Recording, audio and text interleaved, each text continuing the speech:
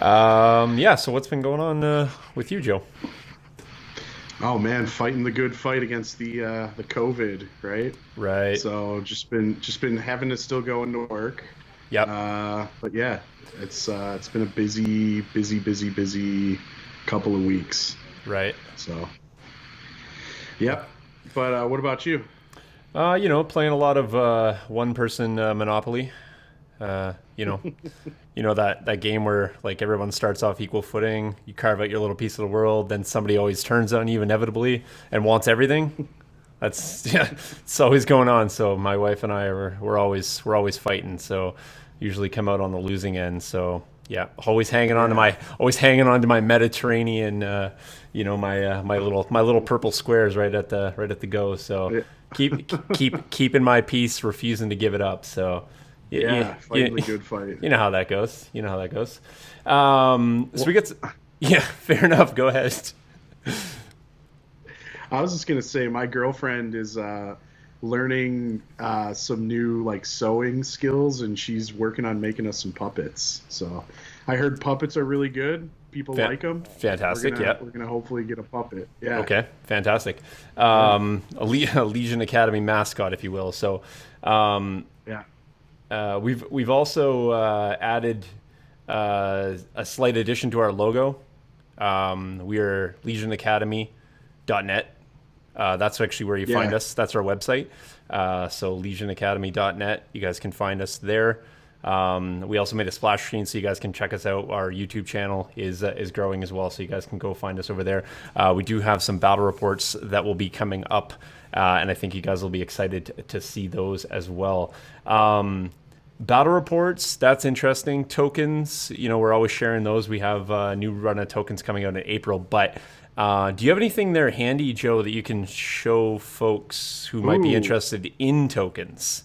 let me just go grab them real Sure. quick. I'll, yeah. I'll slide over to this the promo screen, and then we can have a look at that, All right. and then we'll go from there. So this is what Joe's going to go grab for you guys so that you guys can see. So these were the tokens that we did release. I think you guys would have seen those. They are now in hand. So Joe's going to go grab those and let you guys see them. They were due to come out at Adepticon, but unfortunately, we all know what happened to Adepticon. But we nonetheless have them. Joe has them in hand, all 250 pounds. Let me bring Joe back in here. Yep. All right, let me just slide back over to Joe. There we go. There's Joe. Fantastic.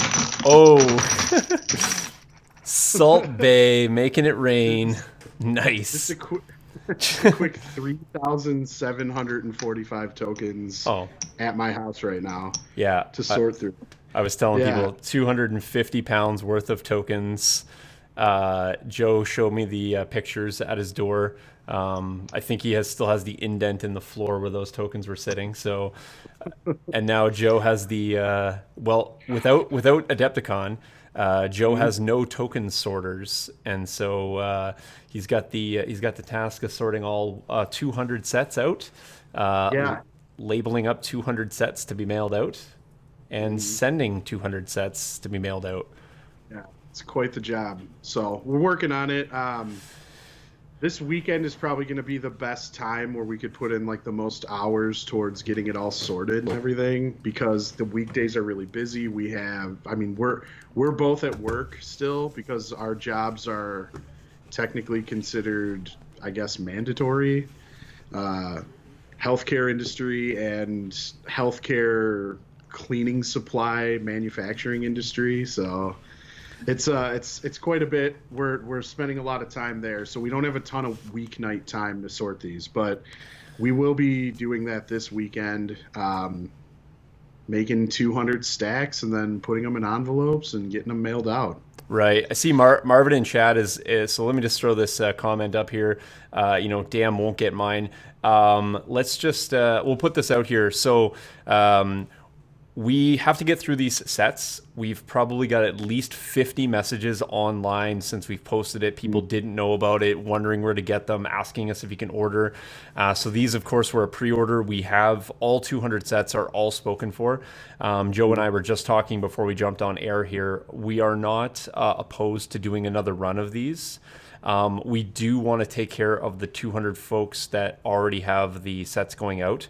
We also know that there is the additional token now that we know that we can take 3 operatives. So kind of what our plan was taking care of that. But when we order those extra tokens, that will be probably our window, an opportunity. It'll be probably a short window, but we can do a bunch more pre-orders for another set. So we're not going to give a date. We're not going to give a hard line on that because we want to get these out. He's a one-man show over there, so he's got to get these sets out first, take care of those folks.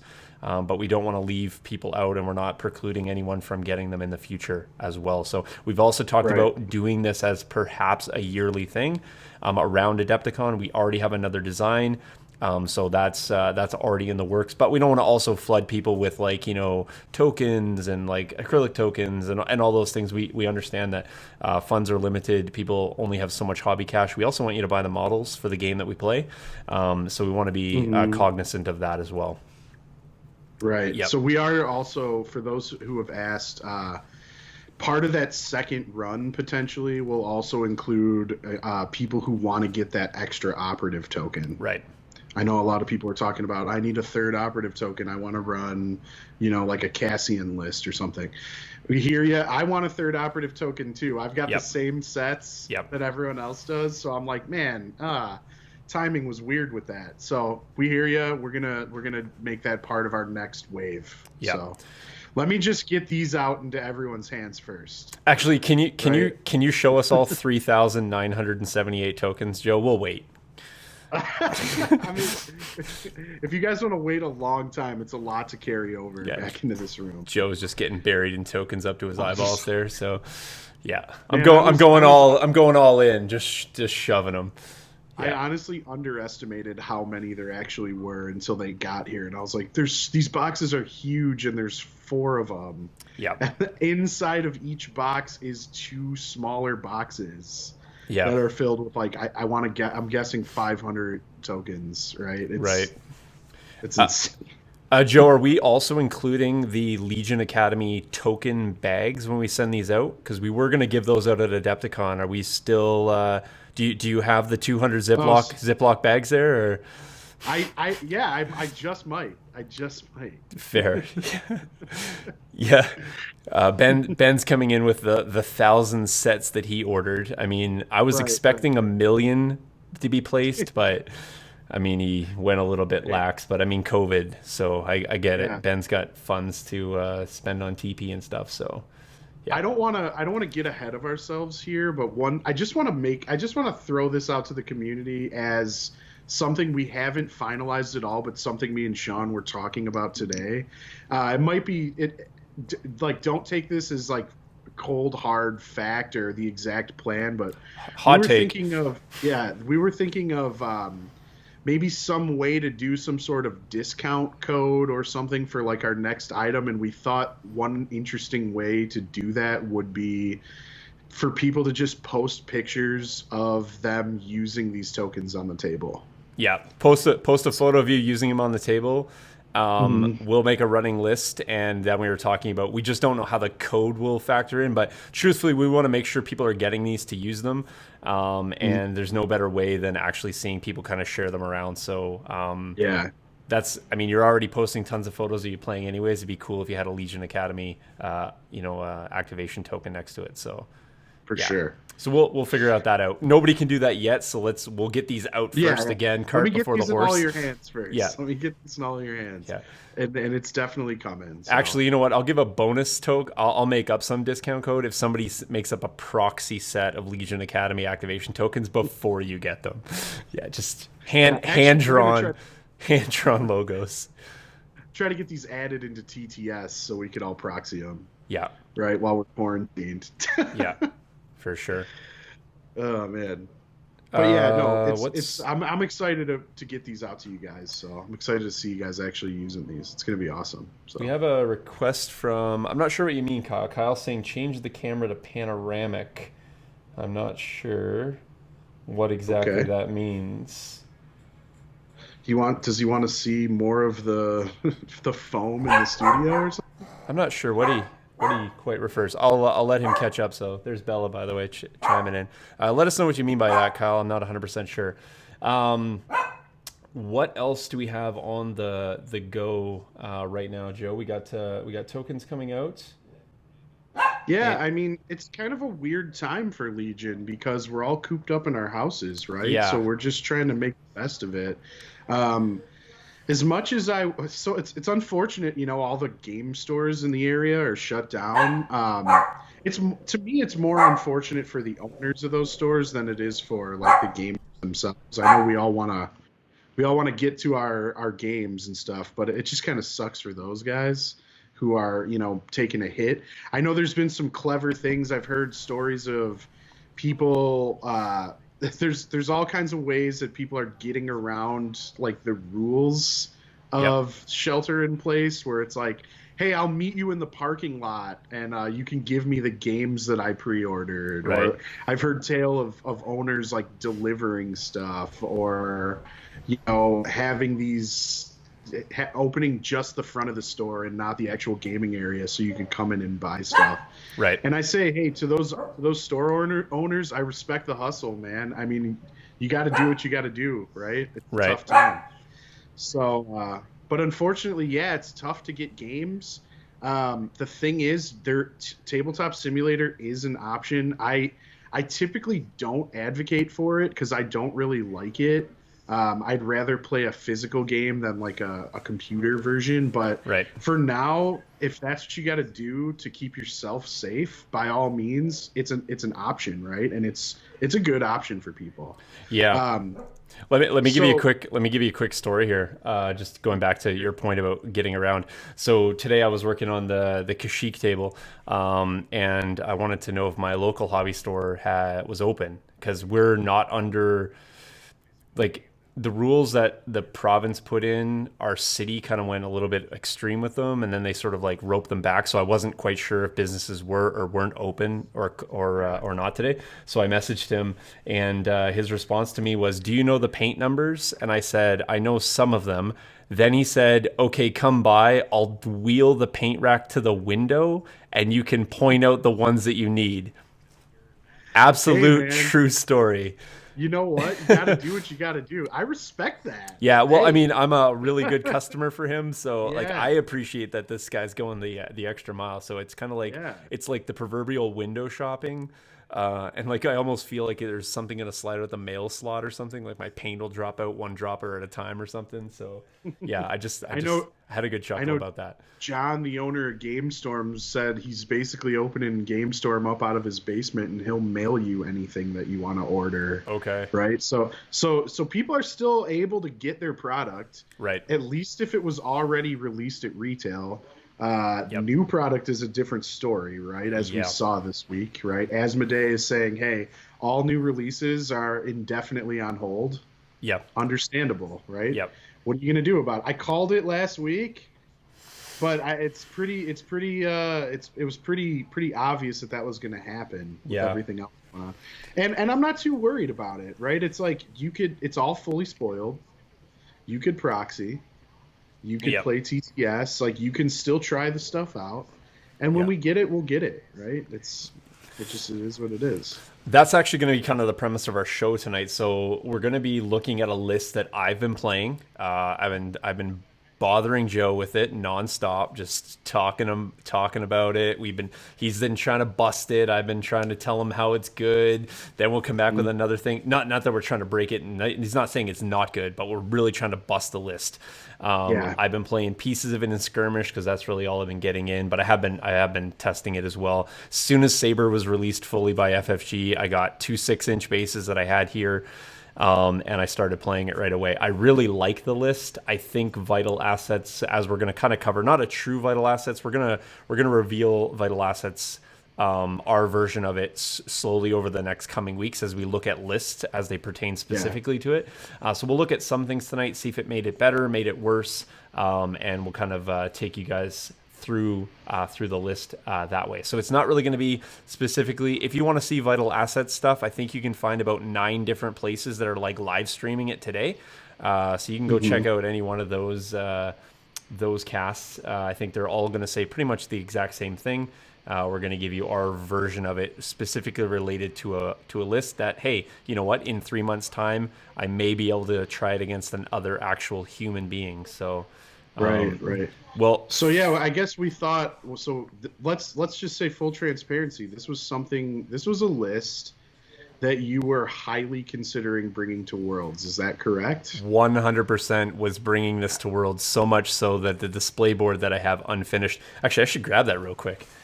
Yeah, go grab it and I'll fill in. So basically, everyone was trying to hide their Worlds tech and what was going to be your list, and that was the big thing. And certainly Worlds is canceled now, so why not just talk about it as if, it doesn't really matter.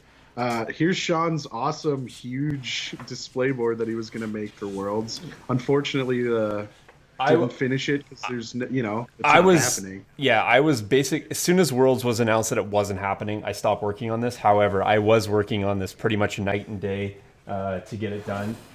Most of it was carving. It's basically a large cliff.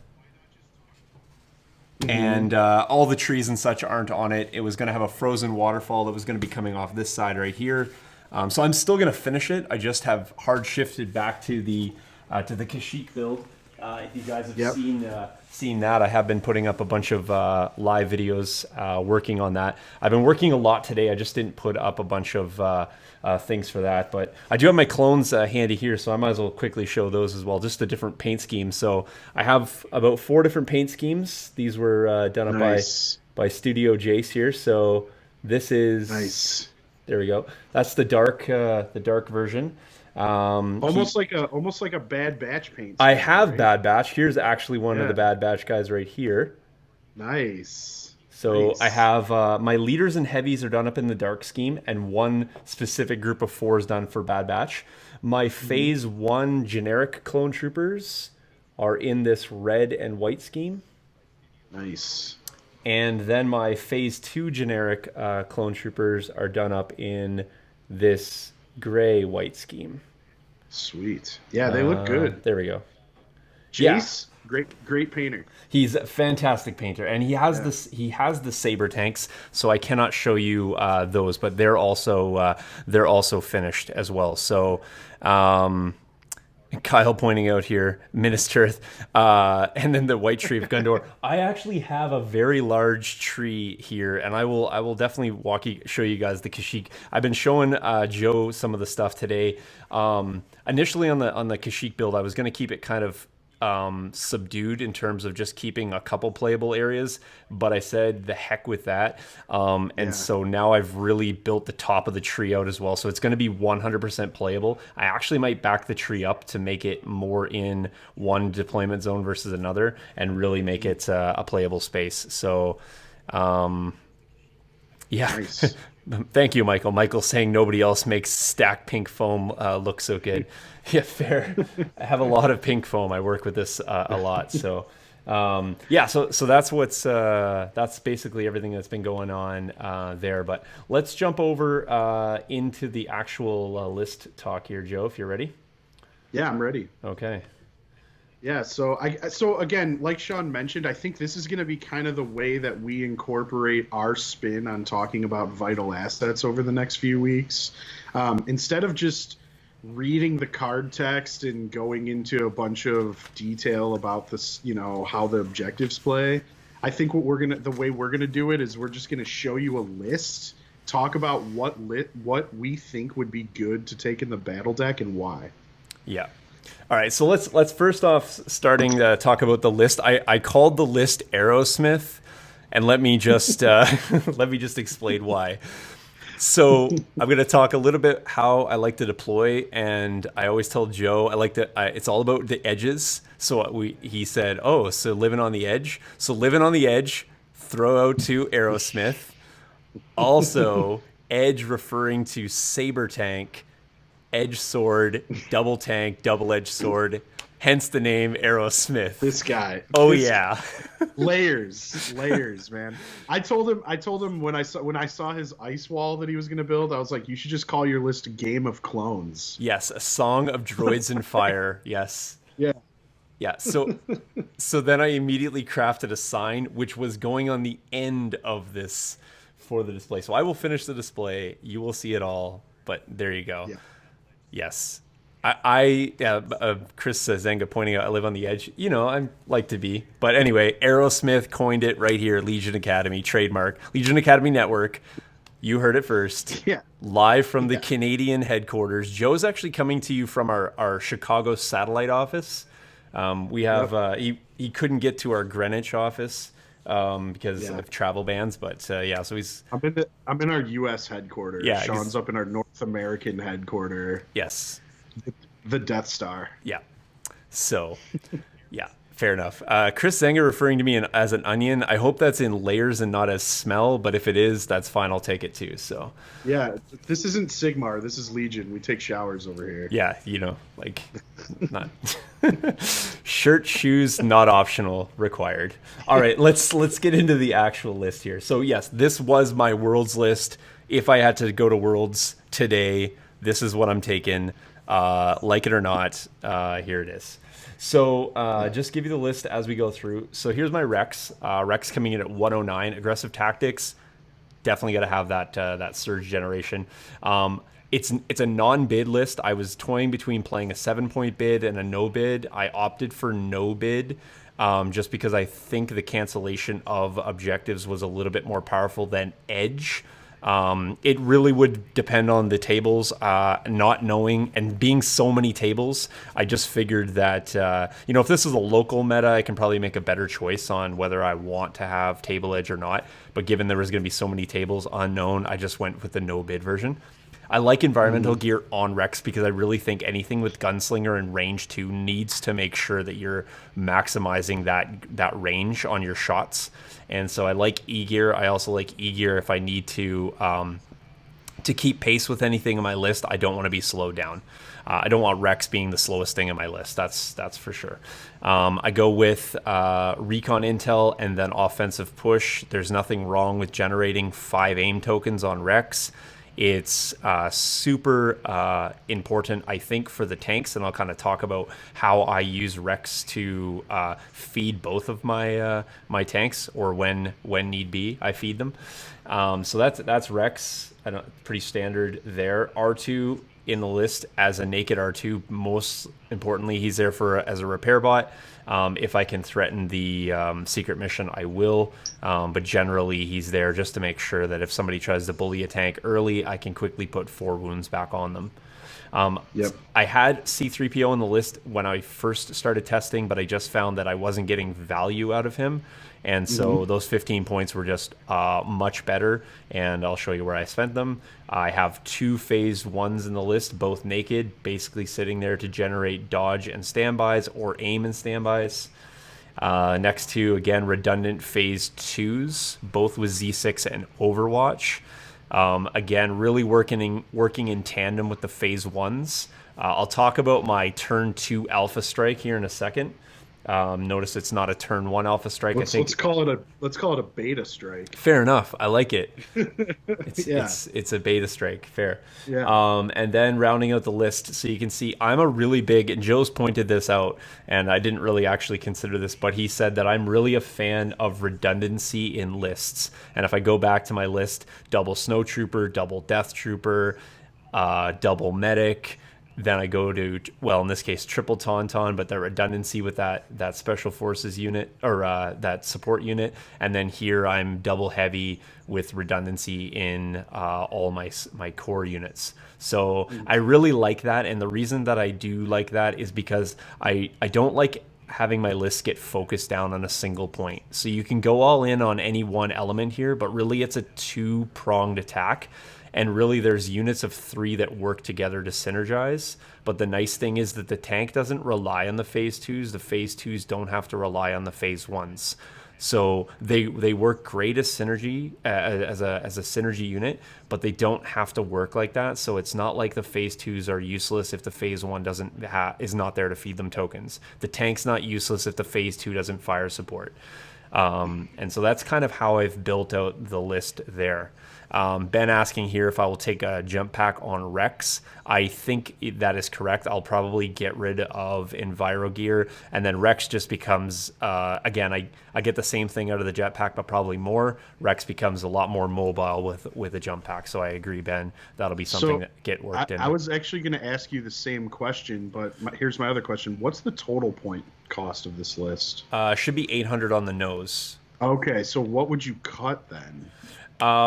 So I think the only thing that I can really do in here is I may have to sacrifice. So what is a jetpack is 5, right? It's five Yeah. on Rex, right? So you need 2 points. Yeah. So I think what I end up doing is I probably drop Overwatch on one of the phase phase twos. Dude, I highly disagree with that. I would say drop offensive push on Rex or recon intel. I could, but I'll tell you why I like it because I don't usually veteran clone pilot onto the phase twos for sharing. I generally do it off Rex, and I want to have the aim tokens that he can build up through offensive push and tactical 1. So I think I get more efficiency out of the 9 dice out of that than I do necessarily with both Overwatches. Maybe recon intel? I could, yeah, because I often don't really... It's Scout 1 instead of Scout It still 2. generates the aim token. Yeah, so I could do that. I could just get 6 points there, add the 5 in, and have a 1-point bid, which may or may not come up. I mean, it could occasionally come up and be a factor, but... with recon intel, if you cut recon intel, you'd be exactly at 800. If you swap, because recon intel is 2 points. Yeah, and environmental. Oh yeah, that's right. Yeah, that's right. We're not cutting offensive push. Yeah, sorry. You know what? Yeah, sorry. I was thinking I was cutting offensive push. Yeah, that is correct. I could cut those and be exactly 800. Yep, that works. And to be honest, I think that's just straight up better. Yeah, it's like the jetpack is so good on Rex. I think. Agree. Yep. That it's like why you should just try to take it. I think for sure. Yeah. So generally, just before we get into the actual breakdown of the list here, and we can look at it from different phases. So I really like, I mean, each tank itself, fire supported, throws 19 dice if you want to, which is very strong. Right. I typically don't do it on turn 1, generally because it's really tough to get the right token activation. It's a little bit tough to have things in range 3 of the phase 2s. It's not tough to get things in range 4 of the tank, but I want to set that up typically on turn 2. And let me just be clear, it's not a let's set that up and go all eggs in one basket. It's definitely more of a play of opportunity, but you can do that twice in the list if you really want to. Now, yes, you're burning 2 activations, but there's a really strong possibility that if you throw 19 dice and have 4 aims off Rex, which you can burn with Veteran Clone Pilot, that your 19 dice attack with 4 aim, potentially 5 aims, because your tank can take an aim itself. And hey, and surges, right? 100%, yes. Just straight up start with surges with your phase 2s. Yes. So generally, plus your aggressive tactics. Yeah. So what it comes down to looking like is you have you'll have critical 1 on your critical 2 on your weapons. You'll have 2 surge tokens off the phase 2s itself, and then you'll have 4 to 5 aims to burn. So 19 dice just comes off to look really, really strong. I was just thinking though, technically, I guess you can't use those surges because Veteran Clone Pilot can only exactly. Yeah. Right. You can right. So it'd be one of those things. There's a lot of surges to share around if you need them if you're not fire supporting. Yes. However, if you're going to do that big fire support 19 dice play, yes, you probably can't use the surges. Generally, I'll be quite honest with you. Generally, I don't end up fire supporting only because early on, especially turn 2, I'm not looking to burn my activations at a fast rate. It's definitely more of a threat potential than it is a go-to play, because I feel that 9 dice with burning 2 to 3 aims is generally effective enough to at least hurt a unit quite badly in terms of taking away its potential to fire back with any sort of offensive output. So as I said, I generally am not burning fire support. It's more of a nice to have than a play. And I really feel that if you're just trying to set up fire supports continuously, it's really telegraphed. So you can really use that more as a defensive play. You can use it more as a, I need to shoot something off a middle objective later in the game. You may have a few less dice because maybe your units have some attrition, but hanging out behind a saber tank and being line of sight blocking is a nice way to really protect your units. Having two side by side is another fantastic thing. And maybe I'll just talk a little bit about from the deployment standpoint, and jump in anytime, Joe, with any of the questions or things that, we've been talking about this list for a long time now. Let's talk why high energy shells over like armor piercing, for example. Okay. So I'll be honest with you. I've had very good testing with both shells. Last weekend I played this. I did 7 crits to an ATST followed by 12 crits to an ATST. With that, impact 5 is tremendous. You're going to naturally roll out, typically with your big dice pools, a couple crits. Having critical 1 is another way of converting surge. So it's very, very good. I don't have the points to squeeze out the armor piercing shells in this particular list. Yeah. Yep. It's another couple points that I just don't have to find. I think that I like the potential to be able to have the extra critical versus turning more dice into impact. It's also less situational. Impact, I find, is going to convert. When it's advantageous, it's great. Yeah, fantastic if you have 2 sabers with impact and you run an ATST. It's goodbye. Sorry for your 200-point loss.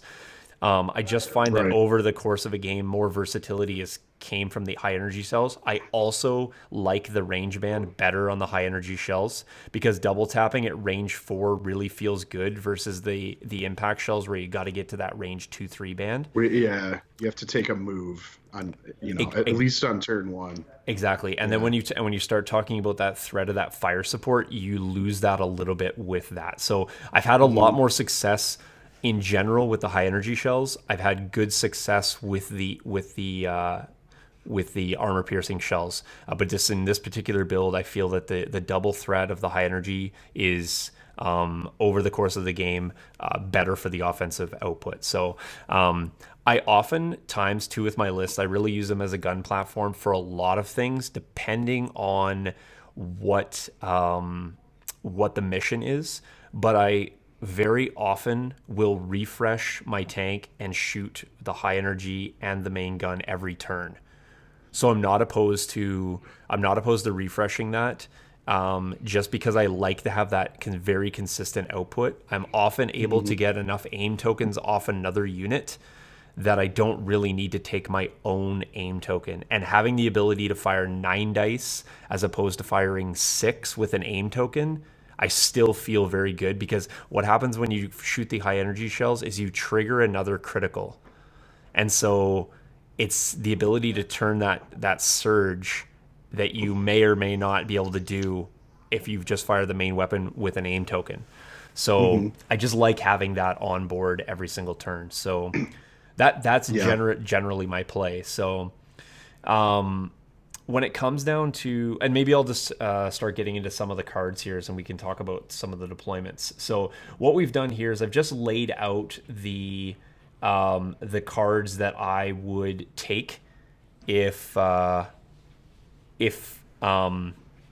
was able to select my deck. Let's just say I managed to get blue player. I want to roll off in 800, or even if I'm not blue player, the choices that I would take if I had option to kind of go for specific missions. So the first being a rollout. So why don't you? This is obviously out of the vital assets set. So why don't you just talk to us a little bit about rollout, Joe, and then I'll kind of talk to you a little bit about why I think it's a good deployment for this list. Okay, so essentially, again, we're making the assumption here that this is happening after what would have been Worlds. This is different than what you would have brought to Worlds. This is now going Yeah. forward. Current meta, vital assets is out. What are we doing, right?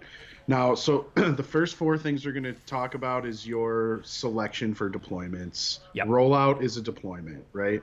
So rollout is interesting because it's kind of like a modified long march, only significantly favors vehicle lists. So it's essentially two L-shaped deployments on the or on the short edge of the board, like at the left and right side of the board. Except it's instead of being just a range 3 rectangle, it's now a range 2 line that goes into with the final like range 2 at the bottom goes out to range 4. It's hard to explain without showing the card, but it's essentially like an L. The thing that's interesting about it though is the text on the card says during the deployment phase, each vehicle may deploy within range 1 of a friendly deployment zone. So really, you get to deploy your trooper units and everything else in your deployment zone, but your vehicle gets to be inside of that range 1 band. So essentially you get like a range 5 area that you can put a tank in, and because it's range 2 tall, you can actually put two tanks right in front of right on top of each other, essentially on that long side. Or if you want, you can put them on the short part of the L in front of the essentially at range 3 from the board edge. So let's hear your thoughts on that. Why roll out? Just because of the vehicle caveat? How are you lining up and deploying your vehicles in this deployment zone? Sure. So, how I would describe this, Joe, if I had to, I would call this just a shorter, fatter advanced positions. Is kind of what the Yeah, the deployment yeah, looks like. Okay, so yeah. you're going to see a theme with all of my deployment. Let me just caveat with this saying this is how I play my tanks. I've been playing my tanks like this, and I've been finding a lot of success. So one of the big downsides of the tank, potentially on paper, is the 270-degree weak point. Yes. However, the 90-degree arc, as I say, you got 270 degrees of vulnerability and 90 degrees of awesomeness.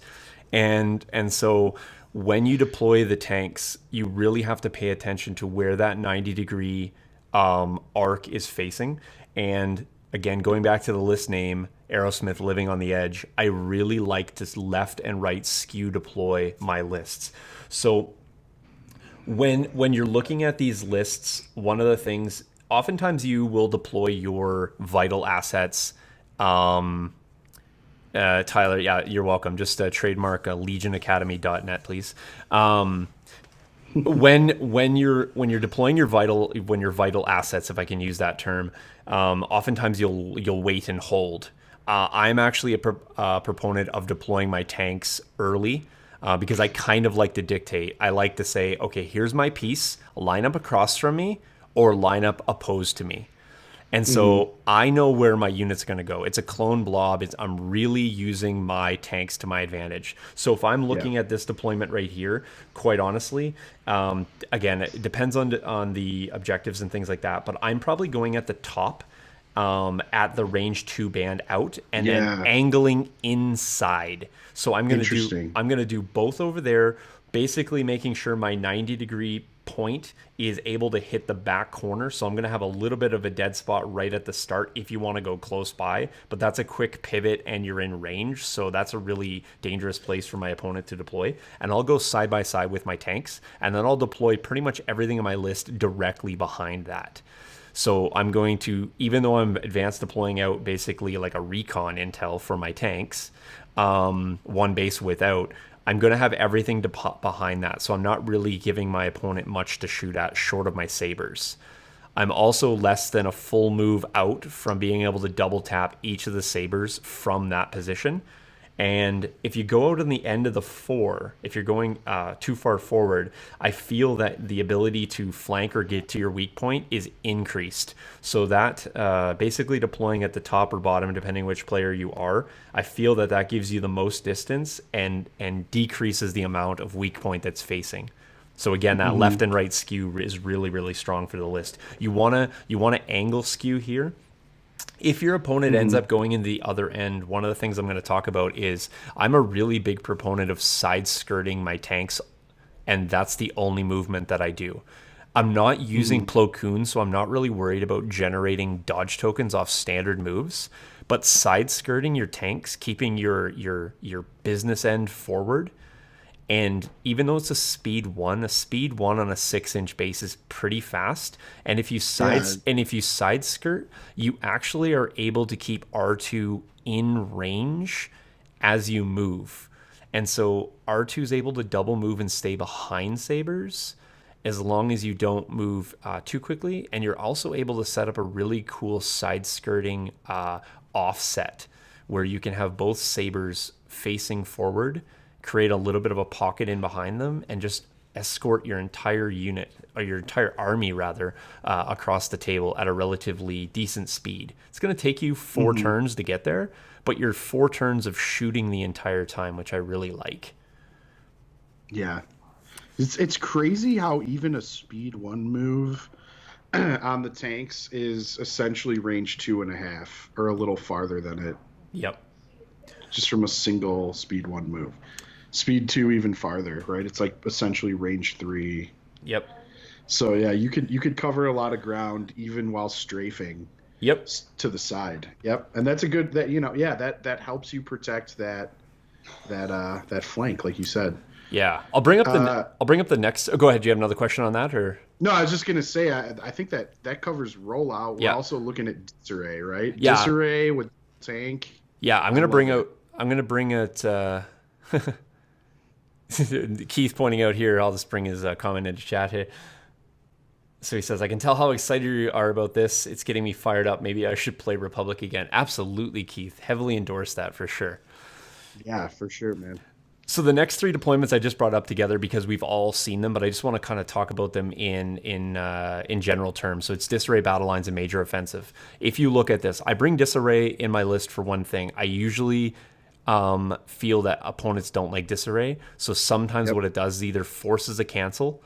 I'm okay to play it, but I like to put that in there as kind of like either it fills a slot, it could fall in the end slot, and I could pseudo press for disarray if I know my opponent doesn't like that. Yep. And just kind of play the mind game around that. I actually think that disarray is very good for the tank list. If you get something like breakthrough or it's not that bad. Putting R2 in a corner with 2 tanks isn't the worst thing to do. And when we're talking about side skirting on disarray, it's very strong. Again, deploy your tank. If your opponent chooses to go strong across from your tank, then you go strong across from him. If your opponent goes weak across from a tank, your tank can get back in the fight super quickly, hopefully can punish that unit in the corner. Yep. And be able to join the main part of your force pretty quickly. It also works really awesome if you just line your tank up and it's shooting into your opponent's back line from almost turn 1. So 2 saber tanks are pretty strong in disarray. I don't feel that there's much loss there. You also have to worry about your other corner not getting bullied, but 1 tank over there with the rest of your force is generally okay to at least wait for your other tank to re-engage.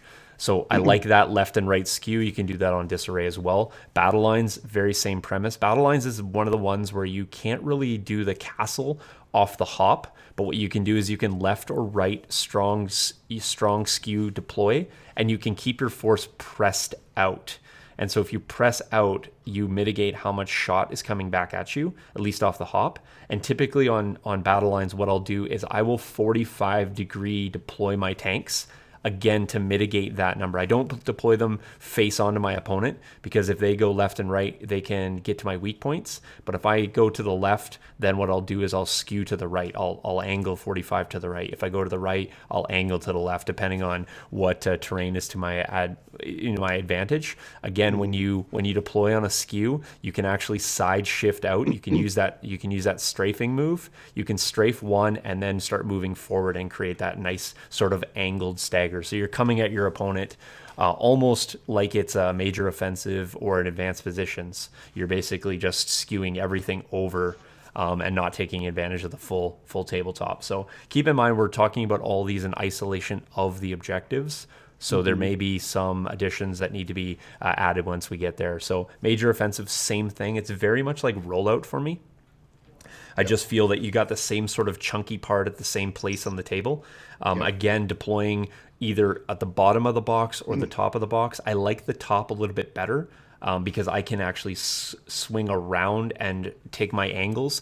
If you jet your tanks too quickly, too far forward, what happens is you get into a position where there's no ability to keep your business end pointing in the right direction. Your weak points become very, very prevalent. I tested this out in skirmish where I purposely swung my tank to give weak point to 2 units, and the offensive output of the units was infinitely stronger just simply based on that weak point. Having to make a defensive roll every single time really chips through the Saber tank prematurely. It ended up living, which is fine, but then what I ended up doing is I spend more time pivoting and shooting as opposed to refreshing and shooting, and that's really a disadvantage with the particular loadout that I have on the tank. So for me, that was really important not to over deploy or over expose the weak points.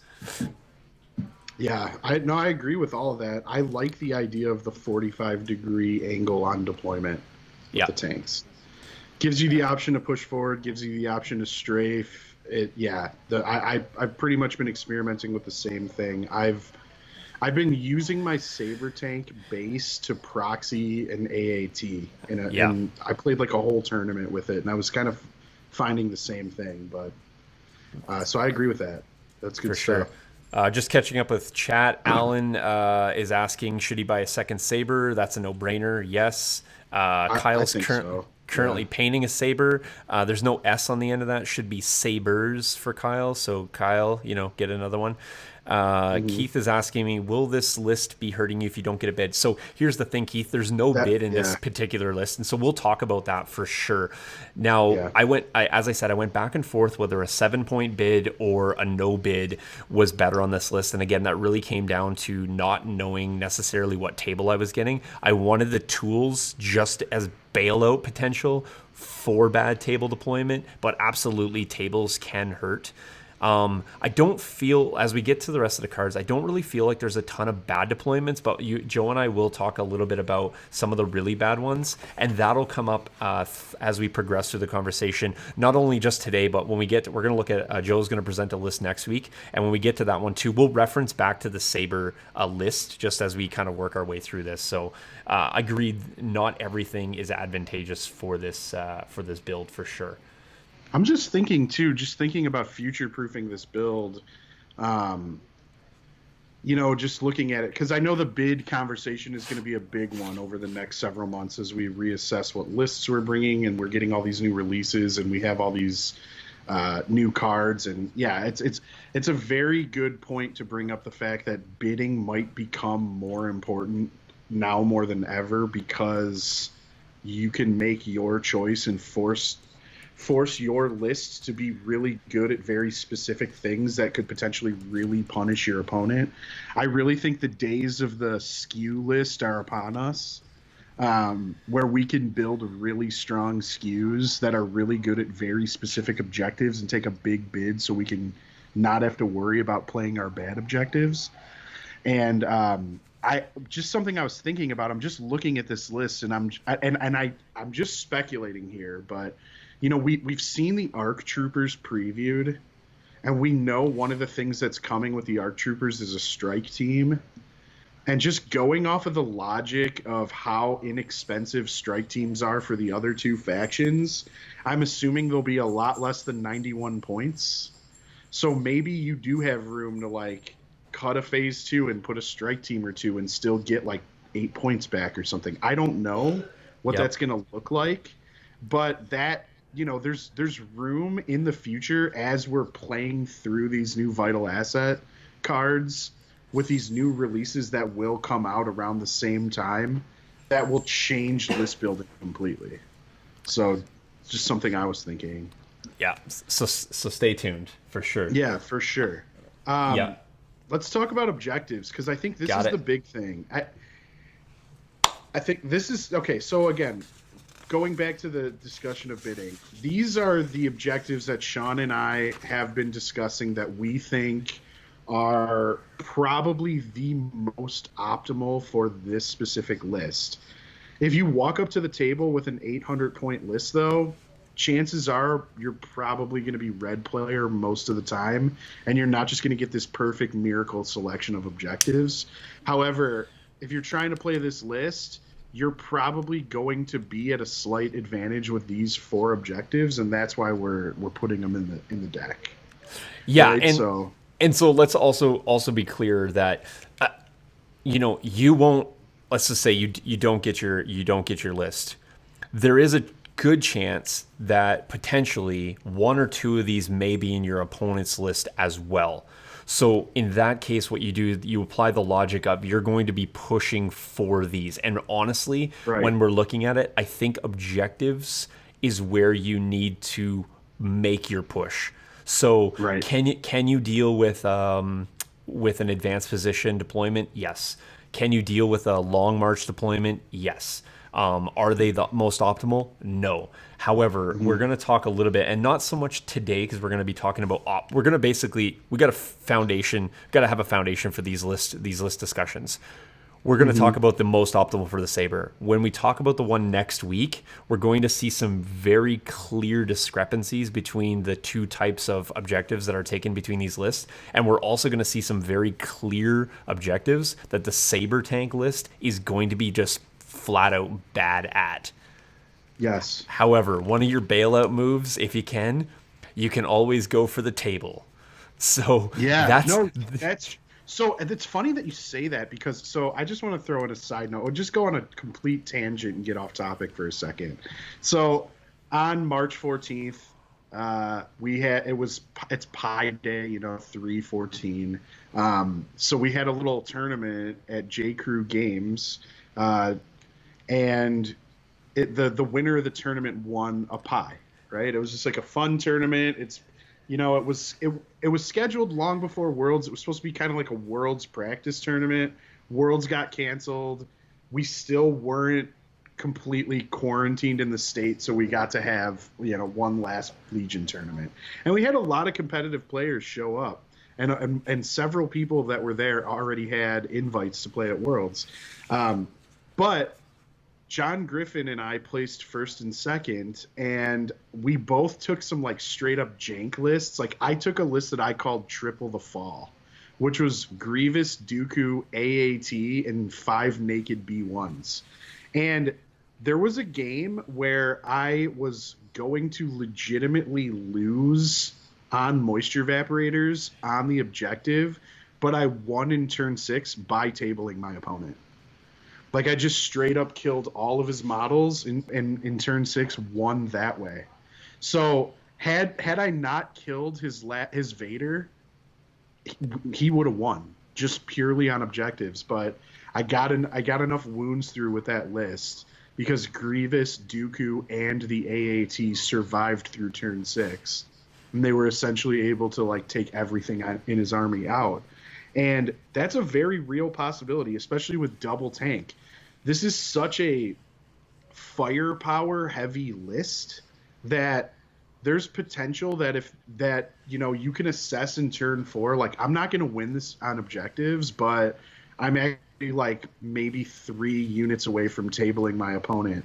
I could probably just force the table and win. That's the thing. I just want to, and not to say this is average. Although the dice pool, I have rolled this many times, even outside of games, just to play. But there was a game where I did kill Obi-Wan through 8 dodge tokens in one turn. Yeah. So the offensive output for this list is pretty strong. The Sabers do pack a huge punch. So if you know for a fact, like if you straight up are going to lose on the objective, you have a pretty good idea in some missions against some lists that's happening from the get-go. I can't win this one. So if you're playing your list to go a little bit more aggressive than you normally would, or you're not playing to go a 6-turn game, it's like I'm going to lose this game in turn 6 on objectives, or I'm going to push to lose this game at any point before that but there's the off chance that I can actually force my opponent off the table by maybe I am fire supporting every single turn. You know, if Yeah, I can get at range, maybe I'm just doing that. I'm burning activations because they're going to die anyway. man, if you're going up against an 8 or 9 activation list and you're fire supporting every turn and deleting 1 to 2 activations every turn, you can actually make that happen. Yep. Like you can straight up table. So Yep. So there's always that. But let's get back Mhm. to bombing run. Let's tell the folks Yeah, about let's bombing talk run. about bombing. So bombing run is the crazy new objective that um it's actually really interesting. So I'm going to go ahead and read the card. We'll talk about kind of what all this means because there's a lot of text here, and we'll talk about why personally I think this list does fairly well in this scenario. So it says on setup, after the deploy unit step, starting with the blue player, each player places 3 claimed objective tokens in base contact with friendly unit leaders that are within that player's deployment zone. Each unit cannot have more than 1 claimed objective token. So here's where this differs from recover the supplies. Vehicles, supports, heavies, basically any unit that you have in your list can start off with a claimed objective. It's like two Whereas, saber tanks. right, so you can put 2 of these bombs on one on each of your tanks, right? Which is very different than recover the supplies, where, you know, like tanks can't claim objectives. But because this happens during the deploy unit step and it says all friendly or like any friendly unit leaders, technically you can put these objectives on tanks. All right. Then it says each trooper unit gains claim, which is the same claim action we've always seen with recover the supplies. And all units gain free action drop. And drop says flip one of your claimed objective tokens to its unclaimed side. At the end of the activation phase, each player may detonate 1 unclaimed objective token that was flipped to its unclaimed side with the drop ability by the unit they control. So the objective that you're carrying is a bomb. The bomb is probably the strongest version of a sab mine we've seen yet. It's 3 red dice, explodes at range 1, radius around it. 3 red dice with surge to crit, blast, so it ignores all cover, and suppressive, which means it generates 2 suppression. The victory condition is after an objective token detonates inside or within range 1 of a player's deployment zone, their opponent gains 1 victory token. So essentially what you're doing is you're starting off with bombs, you're moving towards your opponent's objective, your opponent's deployment zone, you're dropping the bombs, and you can only blow up essentially 1 bomb per turn, but when you blow up that bomb within your opponent's deployment zone or range 1 of it, you score a victory point. And you also cause this massive explosion. So, first of all, tanks move super fast, like we've seen. They're speed 2 with a 6-inch base. They can get across the board really quickly. They're also extremely defensive. And that is one of the reasons why a double tank list actually plays really strongly on bombing run. Now, yeah, there are lists that will do bombing run better, right? Triple tawns probably like super insane on bombing run. Same thing with like even a T-47, because a T-47 when the bomb explodes, it's immune to the explosion because it's immune to range 1 attacks, right? It's immune to like mines and bombs. And it's the fastest unit in the game, essentially, for getting into a deployment zone. So this is basically like breakthrough on steroids, and it's really interesting for this double tank list. Do you have anything you want to kind of add about this and why you think this list does well? Well, I think it does really well in disarray again. So Yes. if I can go back there, the really cool thing about the tank too is because the bomb is really in base contact with you, right? Mm-hmm. Mm-hmm. You have the ability to have quite a base where you can. So if you have this tank and line of sight has to be established from bombs, Yep. the tank itself blocks line of sight. Yes. So when you're bringing up units behind, you can in theory detonate a bomb on the far side of a tank in a position where only the tank is going to take that blast.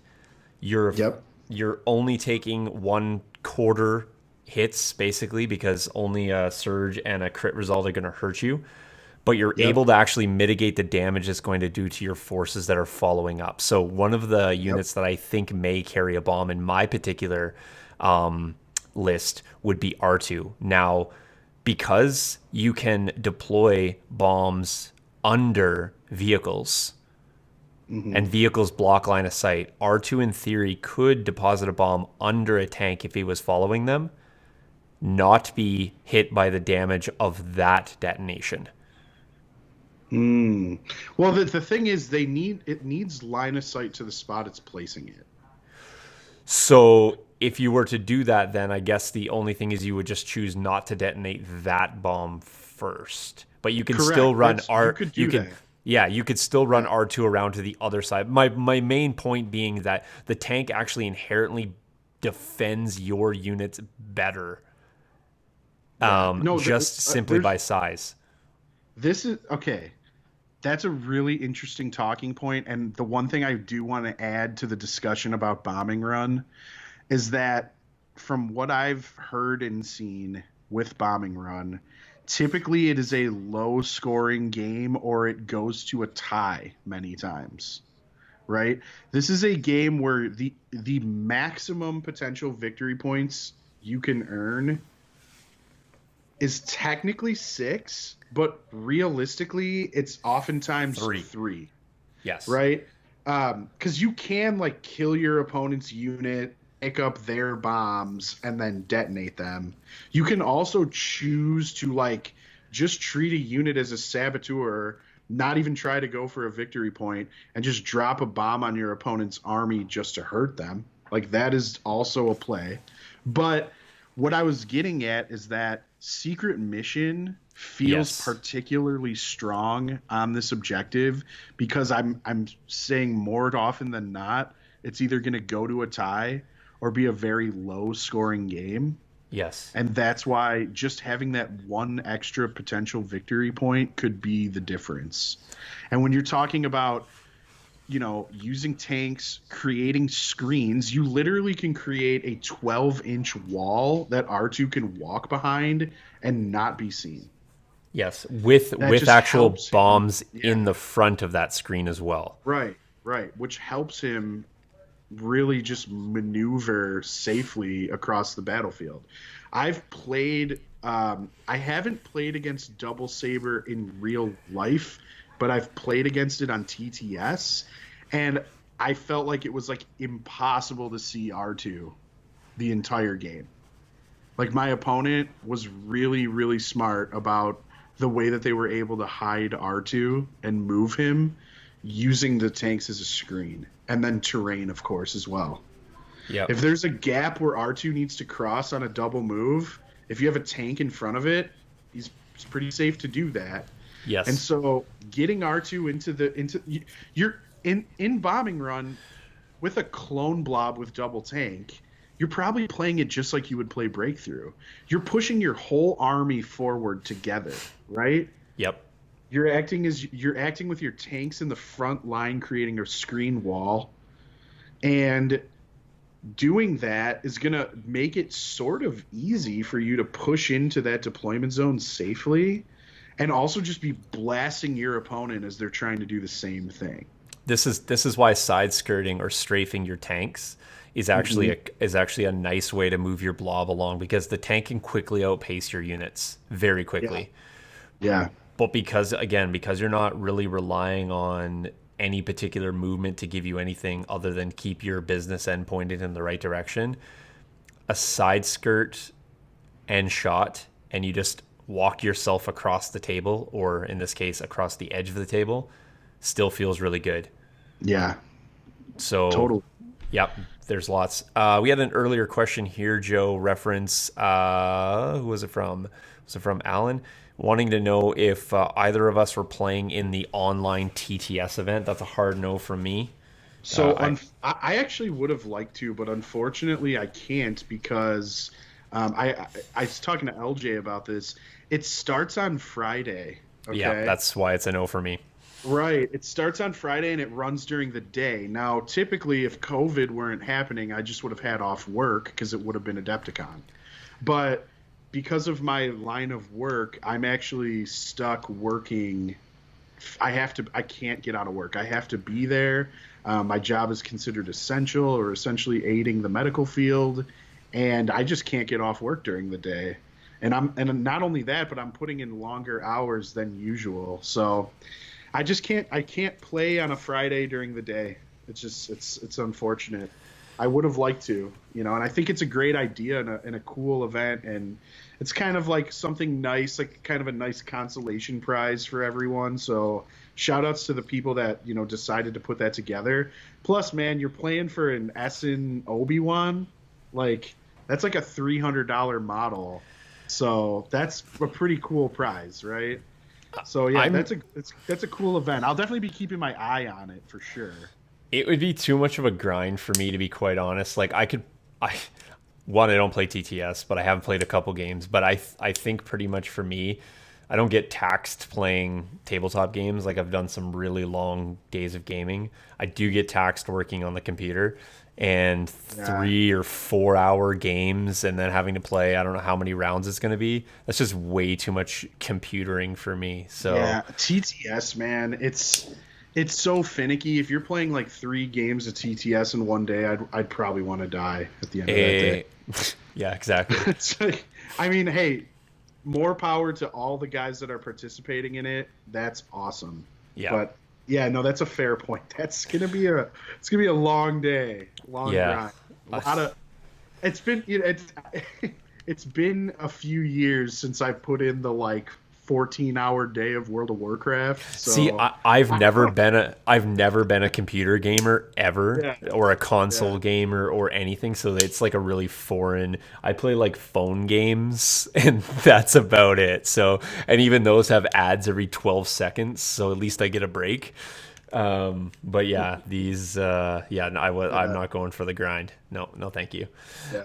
So I did Fair bring enough. up payload as the next one that we have selected as being, I think, good for the saber. Well, yeah. So actually, I want to say this, just a total side note. I think payload is my new favorite objective in the game, and it's Yeah. also a very video gamey objective. Um, if any of you are gamers and you've played like a Team Fortress, which I think Luke Eddy even stated that Team Fortress was the inspiration for this objective, and all or like if you've played Overwatch or any of these games where there's like sort of that push pull escort the payload type of mission, that's exactly what this is, and I love it. I think it's a great design. I think it's going to translate really well to the tabletop. I'm super excited to play it, and I'm super excited to try to tailor lists around it because I think I think certain lists are going to be disgustingly strong at it, and this double saber I think is certainly one of them. So let's talk about how this works. So essentially it says, starting with the blue player, each player places a bomb cart within their deployment zone. So you got to remember, like, I think the bomb cart is essentially on the equivalent of like an ATRT base, if I'm not mistaken. It might be the speeder bike base. It might be one smaller, but it's a notched base. Okay, Yep. so you have to remember when you're doing this, and you do objectives before deployment. This is going to eat up space in your deployment zone. So that kind of changes your deployment strategy slightly. So that's something to keep in mind. But each player places a bomb cart within their deployment zone. Each player controls the bomb cart that they place, right? So you have one, your opponent has one.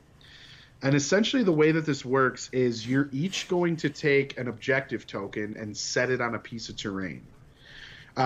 Most likely what we're going to end up seeing is that you're going to you're going to make your opponent want to move the maximum distance that they can, and I'll explain why in a minute.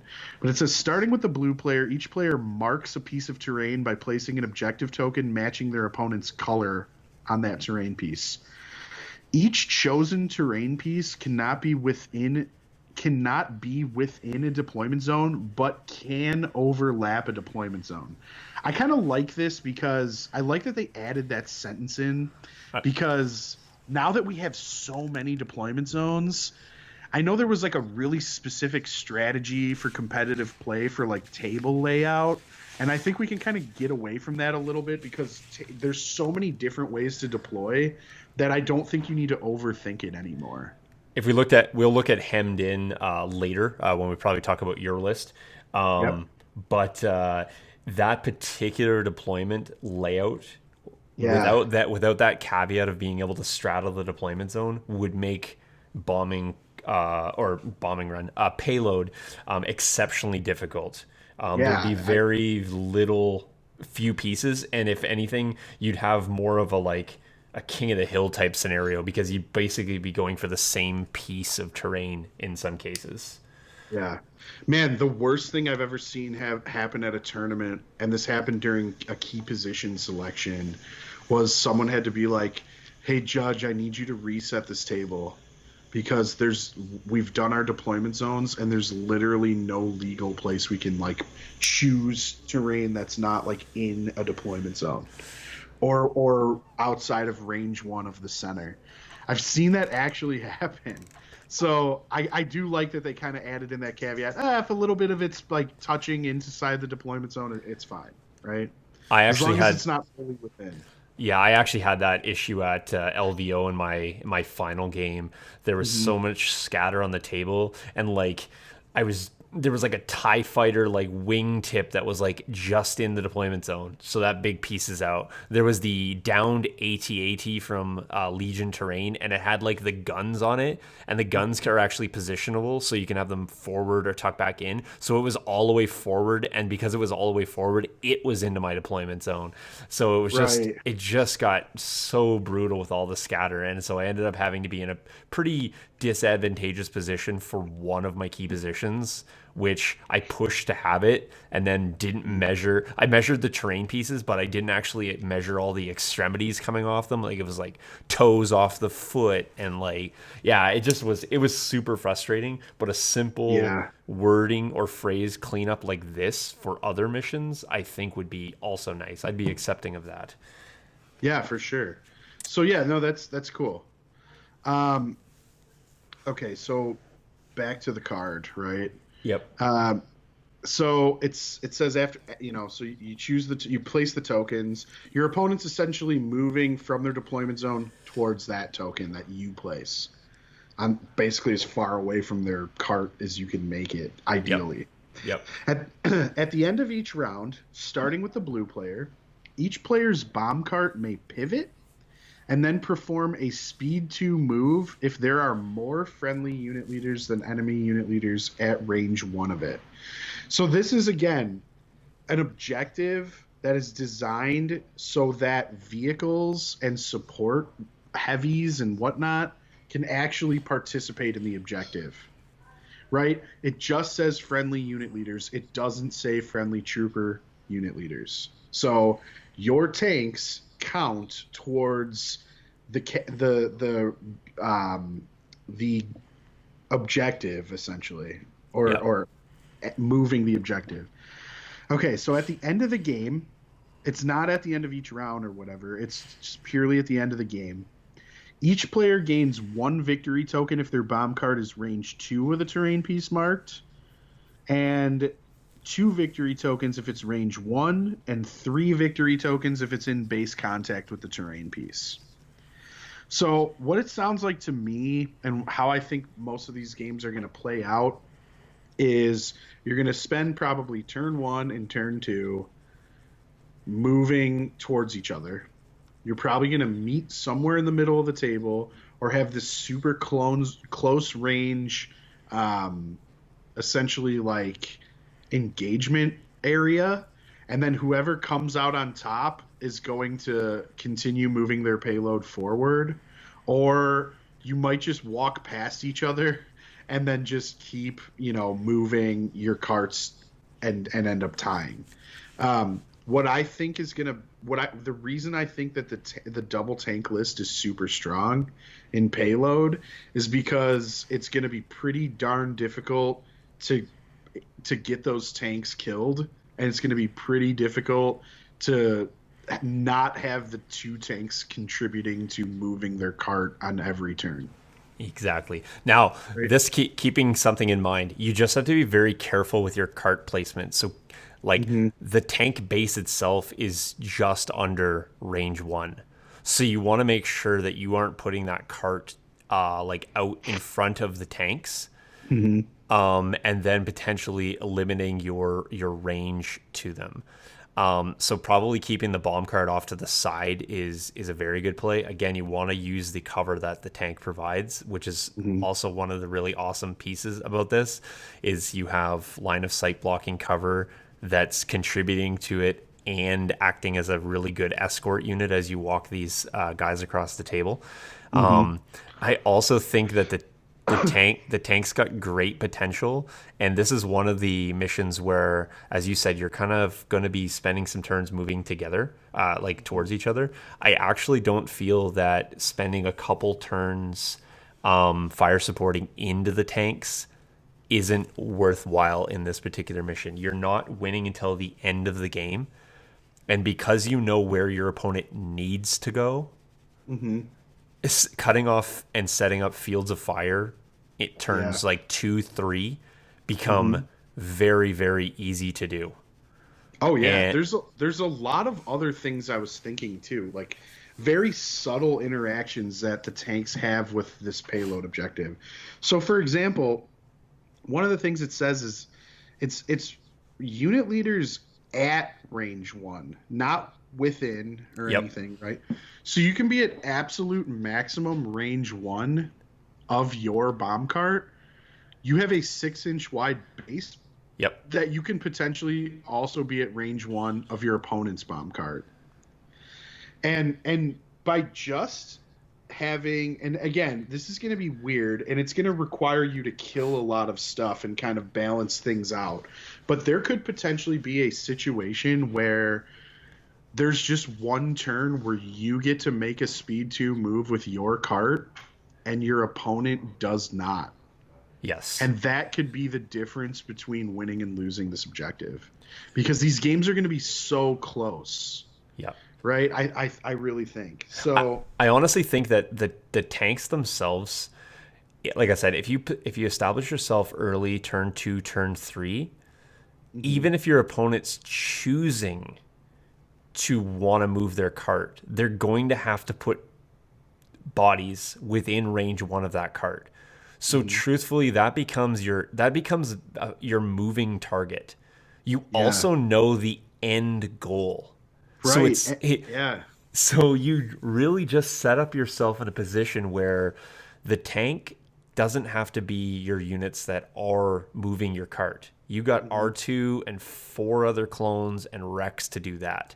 But Yeah. truthfully, if your opponent isn't walking at you or moving to get you because they have to come in line of sight of your tank, you can just do that with one phase 1 unit.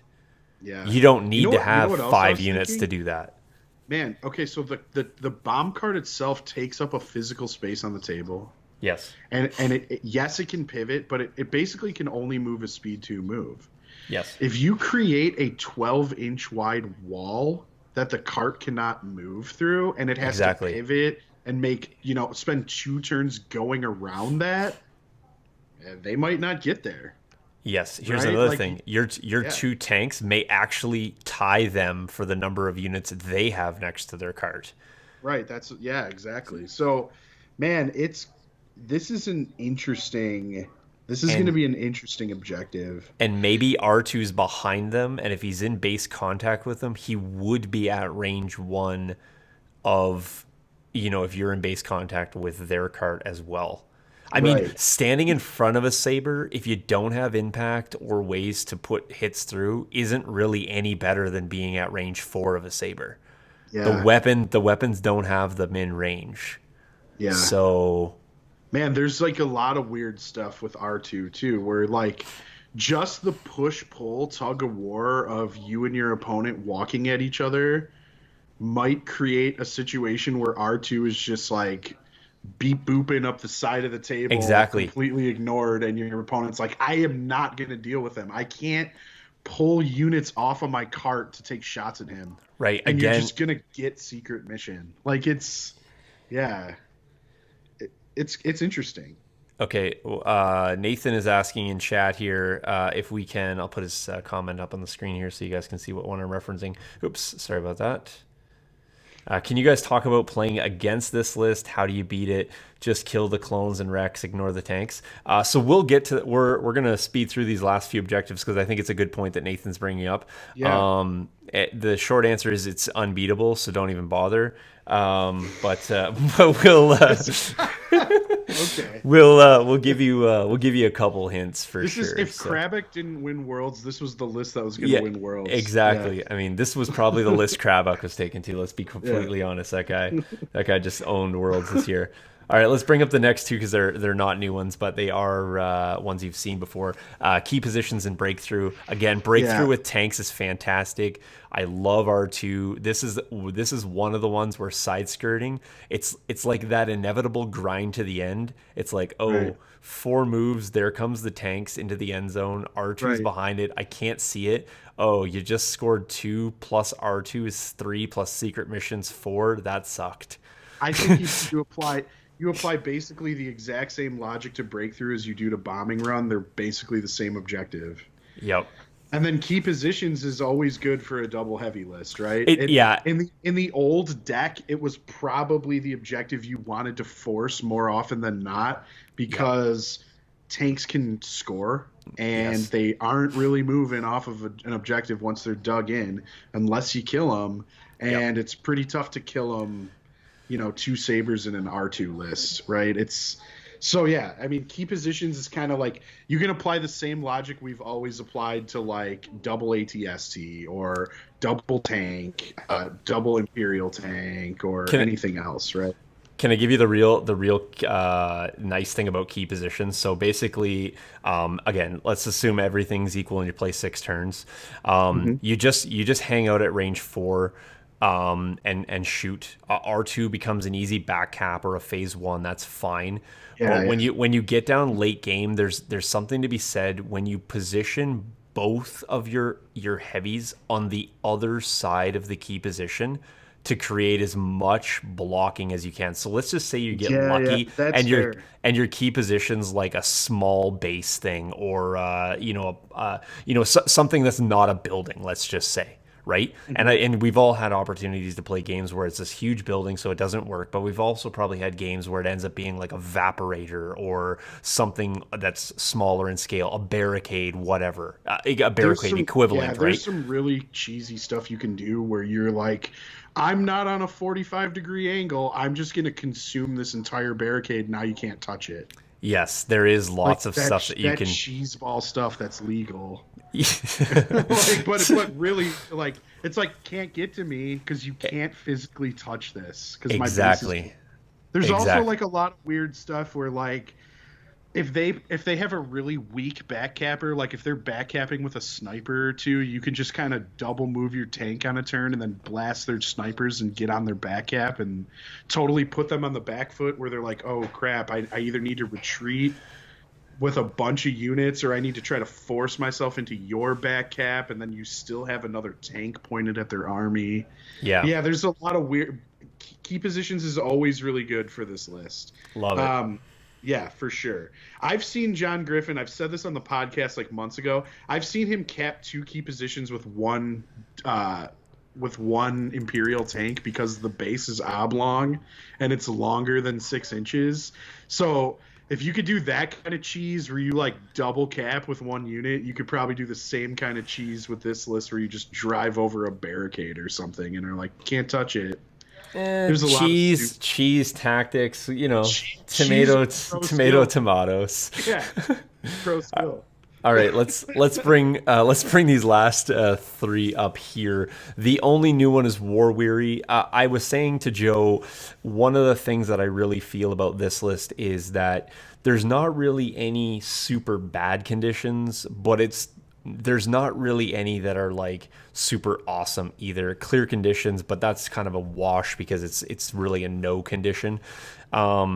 So the ones that I've opted for here are all the ones that are able to dish out suppression, and you would think that's probably not the best for this list, with a Courage 2 commander. But the nice thing is there's a couple other Courage 2 units, and there's also tanks that don't care about that. So again, if you're able to keep your units behind and hidden, hostiles not terrible because you can kind of just touch things and just hang out there. I think that's one of the ones you can mitigate. Obviously, there is particular ones where you're going to have to push and you may end up not touching things, so that's something to be cognizant of.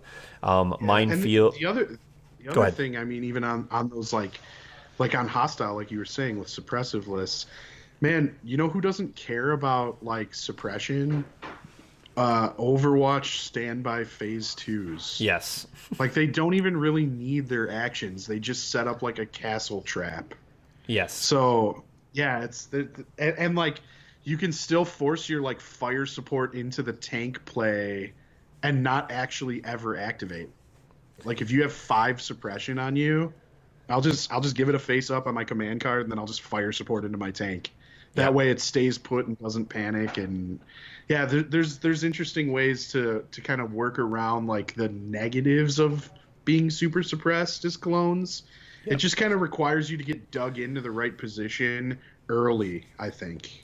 So Nathan's pointing out here, he really just wants us to cut to how do we beat this list. There's lots of ways, but he's talking about limited visibility being a knock to this for the offensive output. So I think so. Yeah. So let me just point this out though. This game is always and has been an objective game. So there's no objective that says kill everything except you're playing skirmish for elimination. So if you're talking about things like bombing run or payload or breakthrough, all of those missions still first and foremost rely on you having movement to get there. If you can tell me that I don't have to worry about weak point on my tanks and I can spend a whole turn just moving my tanks double speed, then I'm actually okay to take that one turn of offensive output and trade it for that, because I'm going to be in position probably a turn earlier than I would be in other missions because I don't have to worry about that. I'm going to say this. Double the Fall straight up destroys your list on Limviz. Yes.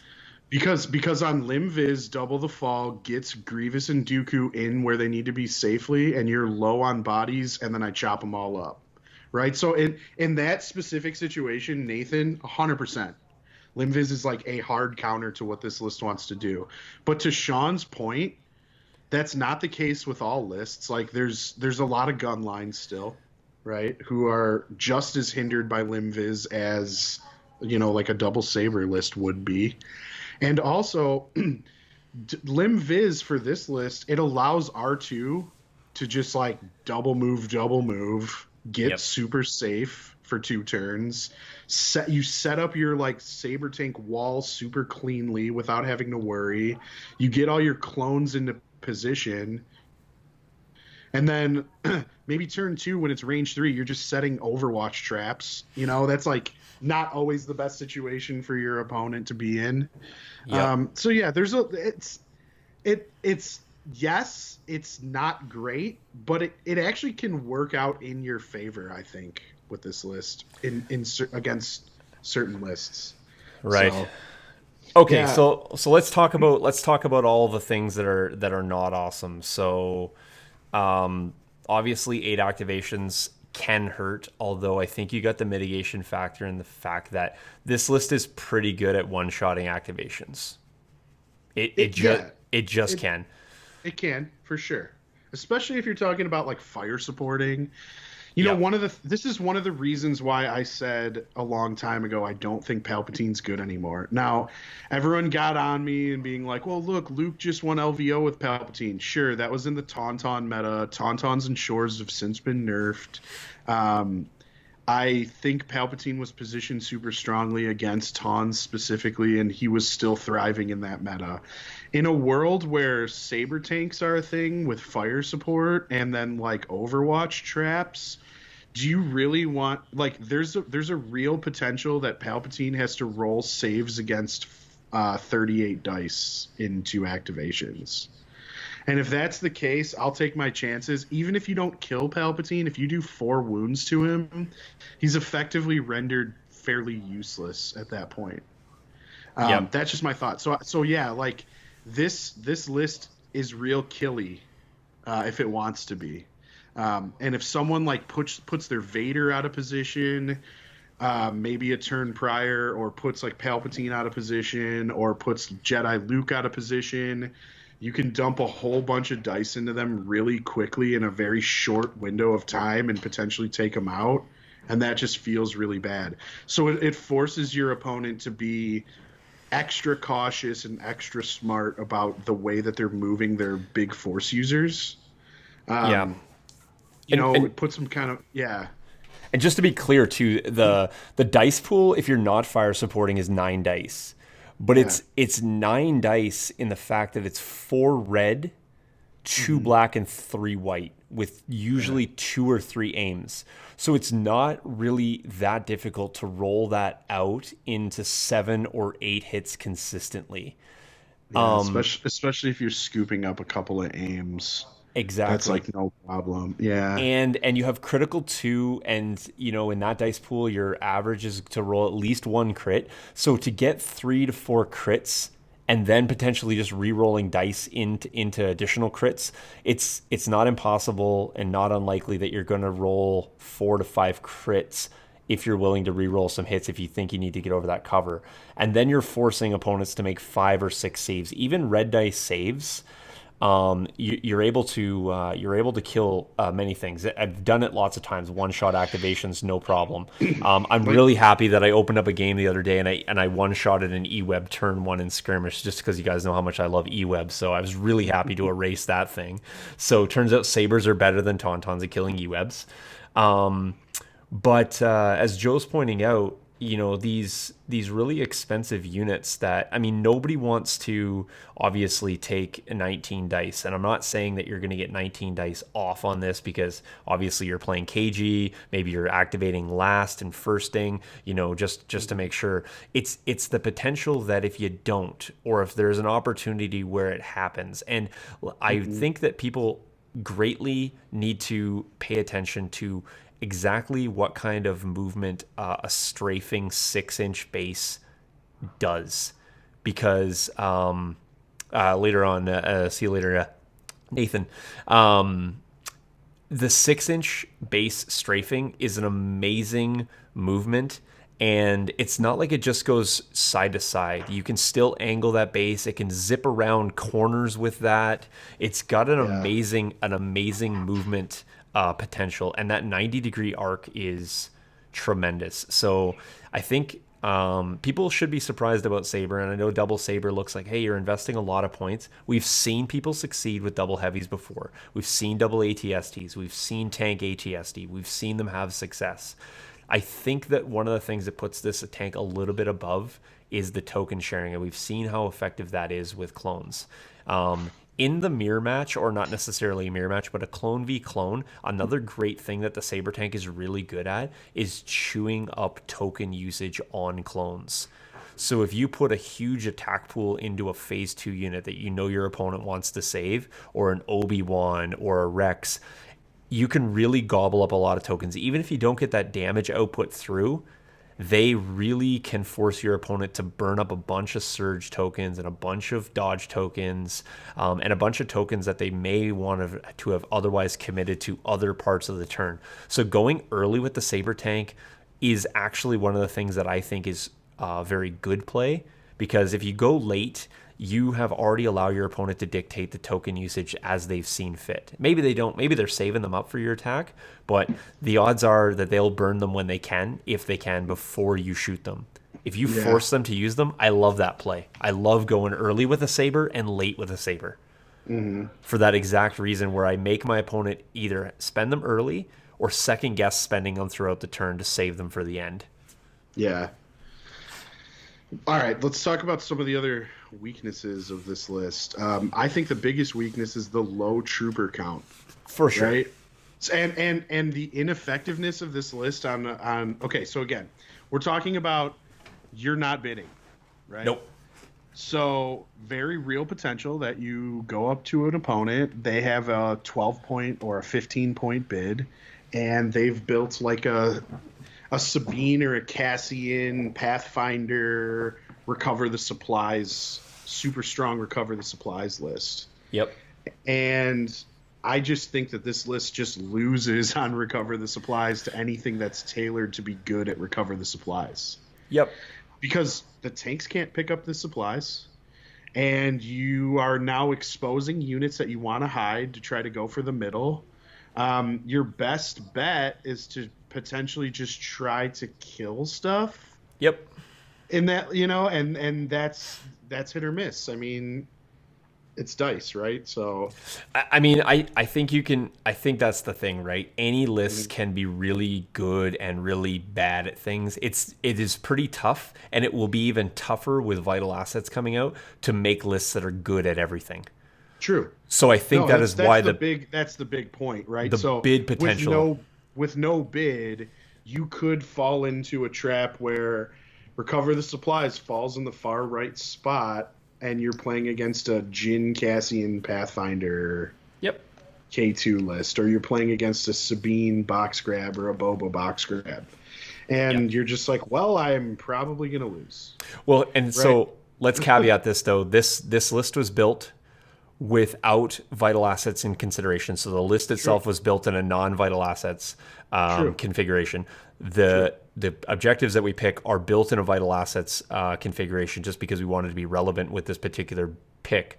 However, you brought up another point where, hey, we don't know what ARC Trooper strike teams exactly are going to be for points. We don't know, maybe there's potential that other things. Somebody pointed out that maybe Padme works in the list, and so maybe there's potential to go there.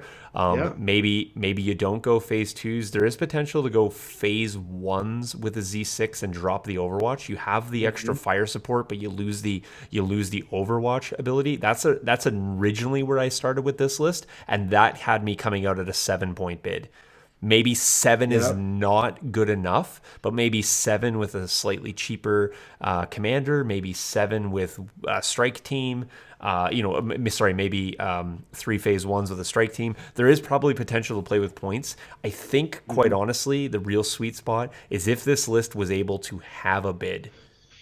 Yeah. And be built with the offensive output that it has, where it's like, okay, your Jin Cassian or your Jin Sabine list that you have that is very good at these missions. Well, I don't have that in my list, and I outbid you. So now the list that you have that's really tailored to that, you're playing into the realm and the strength of this. So again, I built this straight up going into Worlds as is, knowing that I won't know all the tables, so I'm going to take all the tools. But I think you make a good point where we know all these things right here. We know that the tank has really good potential at some of these new objectives. Bombing run, payload. I want to see those coming up. So if I want to guarantee they come up, I need to make some sacrifices on my end. What can I afford to lose? Right. Your list probably doesn't love intercept the transmissions. It doesn't really. The only thing about it is you can hard press that middle objective on turn 2 with this list, as opposed to some of the other lists where I've played. It's like, I'm just going to bring my tanks up. There's my wall. I'm going to press up and flex for turn 2. I'm going to back up everything for turn 3. And I'm going to flex out for turn 4. And I'm probably going to just sit there for turn 4 because maybe it ends on turn 5. Maybe it ends on turn 6. I don't know. Right. But I'm just going to sit there. So it's not terrible. It's just those 2 tanks are sitting there as throwaway assets because they're not claiming. So sometimes what I like to do is I even like to flex them a little bit past just to make my opponent have to maybe have a little bit of issue getting range to the center objective. So yeah. Yeah. So Yeah, so there's a lot of, yeah, this is an interesting list. I definitely would like to hear people's thoughts on it. If they want to send us messages or comment, or, even comment here, because I think we're kind of winding down to the end of our yep. show here. Um, but yeah, thanks for listening, guys. Definitely contact us. Stay tuned for token updates. I will be taking pictures of my progress of the sorting as I go through that, just to keep you guys updated. Yeah, so we should close off with a couple of the housekeeping items. I don't think we brought up our pledge screen, so let's bring that up just to acknowledge those pledgers. So Michael, Nathan, Mike, Al, Paz, Jeff, Nick, Robert, Chris, and Tyler got us up to 330 credits as we're working towards that third M50 here in the studio. It's going to be really instrumental for our 800 point battle reports. We'll be able to bring you all kinds of angles as well as some interesting, in-game shots. And so we're really looking forward to that. So thanks to those people. We're halfway there and we're getting there. Again, just any donation support, they all help. It doesn't matter the denomination. Just hanging out with us every week is awesome. Payments can be made to the Terrain Studio 2019 at gmail.com. Your name ends up on the screen. You get acknowledged every show as a pledger. We also want to bring this up here too, pointing out where you can follow Legion Academy in the future. If you're looking for us, you're probably watching on Facebook right now, but it's facebook.com/Legion Academy. You can find our Patreon, which is Legion Academy Podcast. That has the token subscription on there. Want to acknowledge, of course, those Patreons that we have there. Patrons rather, and so we have some new tokens coming out, some interesting ones coming out for April. And then of course finding us on YouTube is just to search The Legion Academy. You can find us. We got all of our podcasts are up there, as well as our Friday night fights, which are on hold, just given the current landscape. So they are coming, but just bear with us as we work through the social distancing and social or I guess physical distancing is what they're trying to call it now. So whatever, the thing that you can't hang out with people that you like to hang out with thing in the current landscape here. So Mike's pointing out that he has one comment about the list. He said, "Thanks, I hate it." So fantastic. So we all do. Hey, maybe lists like this will sort of force people to rethink Ion, and force people to potentially rethink, whether or not they want to bring a lot of impact in their list. I certainly know there's more than just Sean that have been talking about Double Saber. Yeah, right? I've been hot on Double Saber for sure. I'm also equally hot on Double AAT. I just don't think that it's quite as good. But I think that's because the droids suffer a little bit from expensive commanders. So I think that's truthfully why that's not as viable. So I gotta say this: I ran Grievous Dooku AAT, and I know people are gonna be like, "That sounds expensive." And I ran all naked B1s, and you're like, "Well, are naked B1s good?" Naked B1s to me are kind of the same thing as naked rebels. It's like if you could just, when you deploy, if you could just kind of keep them hidden, it doesn't really. You let Grievous Dooku and the AAT do all the work, which certainly they can. But just the 3 units themselves are like disgusting enough to kill a lot. Yeah. And then all of a sudden it's turn 4 and you've got, 30 to 36 bodies still moving towards the objectives, and your opponent's like, I don't have enough firepower left on the table to get through this body count, and that can win you a game. It's totally skewed, but I think it's the same thing with like Double AAT and Grievous. You just take all naked B1s and they do nothing. And then in turn 4, they can shoot, and you're throwing 6 white dice, and you still randomly get a crit or 2. I mean, 4 maximum firepowers a turn feels good. Yeah. So, like, if I were to say... And okay, I know we've gone back and forth on this a lot, where I've been like, man, you need to put a weapon on the AAT, and you're like, nah, you could just run it naked. I like naked ones. Yeah, I get it. My experience has been in almost every game I've put an AAT on the table, I had to move it at some point, and when you move it, you can't double tap. But I kind of like I think the armor piercing. What's the cheapest one? Is it the high energy? Is 8 points? Yeah, high energy. Armor piercing's a little bit is a If you 10, I yeah, armor believe. So piercing is 10. If you can find the extra 16 points, I kind of like it because on the turns you need to move, you still have a bigger dice pool. we will just table this for future, but let me just bring this Yeah. into equation. When we talked about naked AAT, Hmm. we weren't talking bombing run, hostage exchange, Yes. payload, right? So now True. we have again targets and goals and where they have to be. So now it's no longer, well, I can't see them, so I got to move. It's I will see them because I know where they're going. So again, same premise with that. We'll visit that because I think that's really good. I think another thing to point out too with the Grievous, Tank, and Dooku, with the double the fall list, you have two threats. You've got to Yeah. figure out which one to deal with. In Hmm. that list, you have three threats, and And they're really all you have strong. you have Yeah. four threats because if you deal Yeah. with any one of the three individually, you're leaving five, or in your case, 30 droids Hmm. untouched. And Yep. if we're talking about a bombing run, well, that's 5 unit leaders that are moving that. Payload. There's 5 unit leaders that I'm just probably not getting to, Yep. right? Because I'm too worried about the three that are, up in my face. Two are blendering me, and one's hitting me with maximum firepowers every turn. That's annoying. Yeah. You're Yep. talking about bombing run. Well, Grievous bringing up a bomb, Dooku bringing up a bomb, Tank bringing up a bomb. Or when Yeah. you talked about a suicide squad, sure, I'll send a naked B1 squad to just go suicide you. Yeah. Sure. And honestly, so typically when I run double the fall, I take like two rockets for the impact. Yep. In the triple the fall, as I'm calling it, I took armor piercing because I had the points for it. And then it Yep. was like all of the anti armor I would have from the rockets, I have in the AAT. Yep. I still have an answer if someone puts an ATST or a tank in front of me. And we could just trade shots all day. If you're not shooting at my Grievous and Dooku, I'm all for that, right? I think that So I think that your rockets are safer the second that you drop a tank in the list. yeah, yeah. It's like a shield for your rocket units. They don't become number one priority. In fact, they're probably number four priority, which Hmm. means they're not a priority at all, Right. which is awesome. Yeah. So So there's a lot of cool stuff. I mean, the tanks are shaking things up for sure, yeah, and don't underestimate them. That's all yeah. I'm saying. They're a big threat. But underestimate two for sure. Please underestimate two. It's a terrible list. Don't even look Oh, at it. it's trash, dude. It It's straight up. absolutely is. I just posted how trash it is on the Discord. Oh, of course you did. Yeah. I mean, I I'm expecting just all the got done hate. posting it.